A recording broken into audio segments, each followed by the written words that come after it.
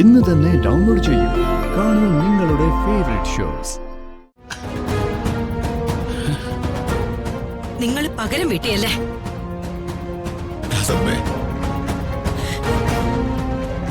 നിങ്ങൾ ഇത്രയ്ക്ക് ദുഷ്ടനാണെന്ന് ഞാൻ അറിഞ്ഞില്ല.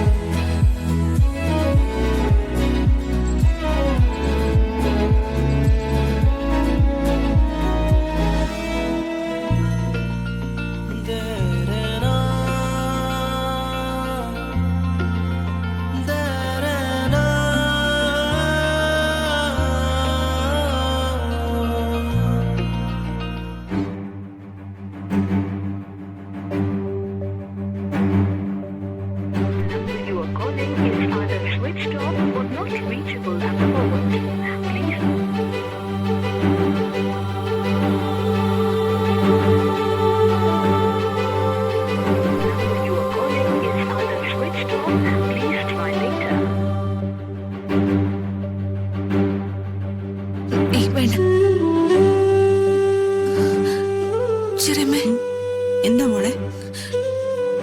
രാജുനെ വിളിച്ചിട്ട് ഫോൺ സ്വിച്ച് ഓഫാ. മോളെ, ഇങ്ങനെ നെഗറ്റീവായിട്ടൊന്നും ചിന്തിക്കല്ലേ. അവൻ ചിലപ്പോ ഫോൺ ഓഫ് ചെയ്തായിരിക്കും. മോള് സമാധാനായിരിക്കും. ചെറിയമ്മേ, അയ്യോ, തെറ്റിദ്ധരിക്കില്ല മേനോൻ സാറേ.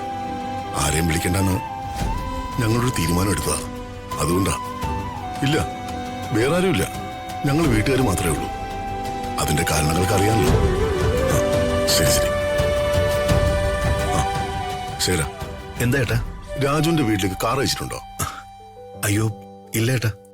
സമയമായി, വേഗം കാർ അയക്ക്. ശരി ശരി ഏട്ടാ.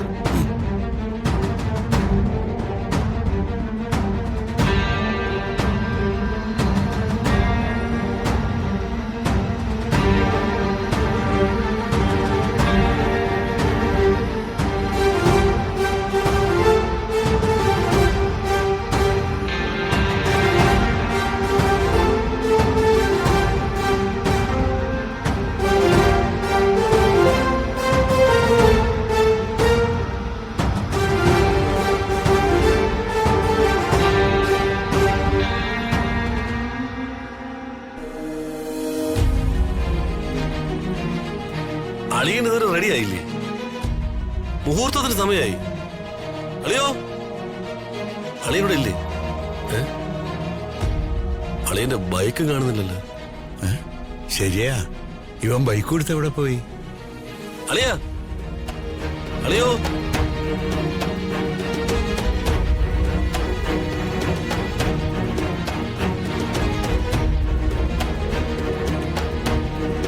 അളിയാ, അളിയാ, രാജു അളിയാ, അളിയോ.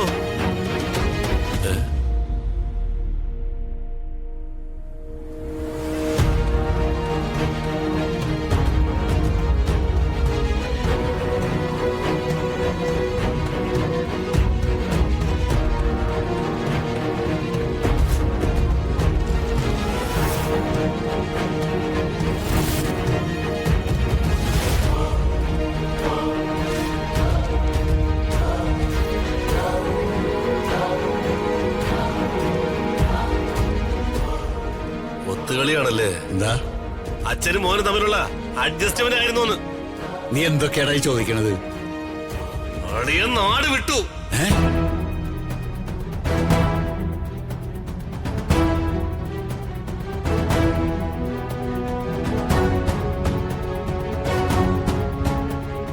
എന്താ ചെയ്യാ? അളിയൻ പോയമ്മേ.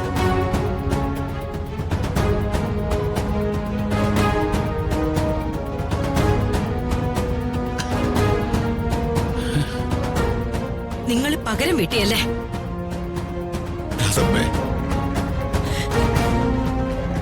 നിങ്ങൾ ഇത്രയ്ക്ക് ദുഷ്ടനാണെന്ന് ഞാൻ അറിഞ്ഞില്ല.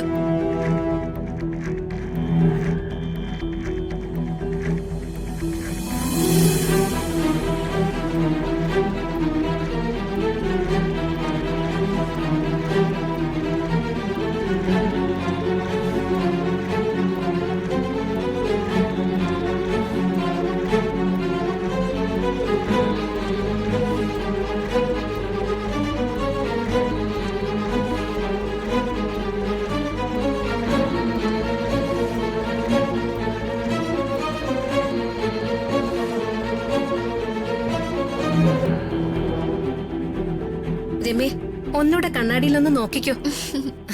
മതി പ്രിയ ചേച്ചി. രമ്യ സുന്ദരിയായിട്ടുണ്ട്. അപ്പൊ ഞാൻ മുമ്പ് സുന്ദരിയല്ലായിരുന്നോ? സുന്ദരി ആയിരുന്നു, ഇപ്പൊ ഡബിൾ സുന്ദരിയായി. എന്റെ ശ്രീമോളെ, ഒരല്പം കഴിയുമ്പോഴേ നമ്മുടെ ആങ്ങളയുടെ താലിമാല ദേ ഈ കഴുത്തിൽ വീഴും. അപ്പൊ മുതല് ഈ പാർട്ടി നമ്മുടെ ആരാ? നാത്തൂൻ. ദേ, രണ്ടെണ്ണം കൂടിയേ നാത്തും പോരും കൊണ്ട് എന്റെ മുമ്പിൽ വന്നേക്കരുത്. എന്റെ സ്വഭാവം മാറും.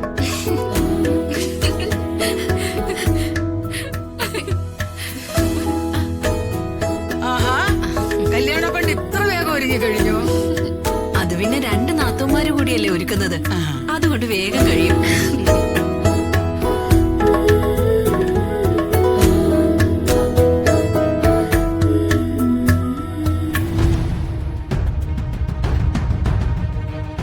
രാധമ്മയും രാജുവൊക്കെ എവിടെ ചെയ്യാ? കേൾക്കാൻ ഒട്ടും നല്ലതല്ലാത്തൊരു കാര്യം എനിക്ക് നിങ്ങളോടൊക്കെ പറയാനുണ്ട്. എന്താണ്? അത് കേൾക്കുമ്പോ എന്താ ചേട്ടാ? രമ്യ, ഈ കല്യാണം നടക്കില്ല.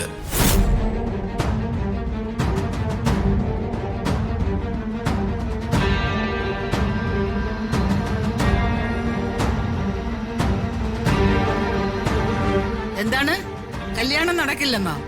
എന്തോ നാടാ കൊച്ചേ നീ പറയുന്നത്? അമ്മേ, രാജു ഒരു കത്തെടി വെച്ചിട്ട് നാട് വിട്ടുപോയി.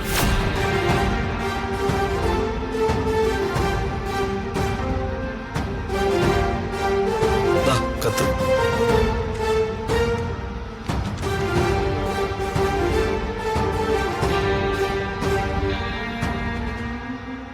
എന്നെ ആരും അന്വേഷിക്കണ്ട, ഞാൻ പോകുന്നു.